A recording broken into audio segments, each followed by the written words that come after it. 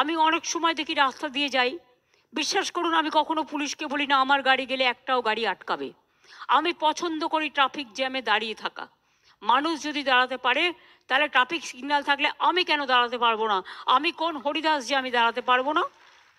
আমি এটা পছন্দ করি। কিন্তু কেউ কেউ মনে করে এই তুমি চলে যাও, এই ওদিকে চলে যাও। আমার ভালো লাগে না।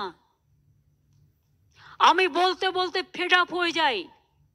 আমি মনে করি গতি চললে, গাড়ি চললে তবে মানুষের গতি এগিয়ে যায়।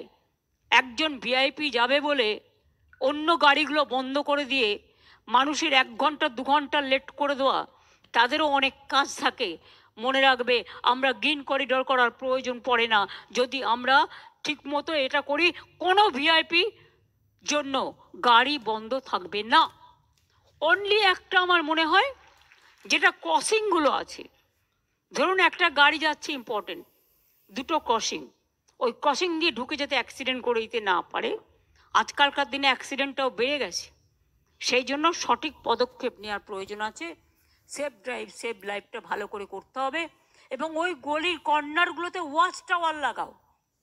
দরকার হলে এমপিদের বলো, এমএলএদের বলো, এমপি ল্যাডের টাকা দেবে, এমএলএ ল্যাডের টাকা দেবে, তাদেরও তো একটা সামাজিক কন্ট্রিবিউশনের ব্যাপার আছে।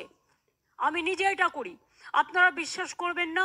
এই যে মিউজিকে গান হয় ট্রাফিক স্ট্যান্ডে, এই যে বাস স্ট্যান্ডগুলো তৈরি করে দেওয়া, এই যে স্কুলের সামনে ছেলে মেয়েদের বসা, এই যে কেওড়াতলা শ্মশান থেকে শুরু করে জল সৌন্দর্য তৈরি করা, এগুলো আমি এমপি ল্যাড থেকে প্রথম করেছিলাম, তারপরে গভর্নমেন্ট এখন এটা করে।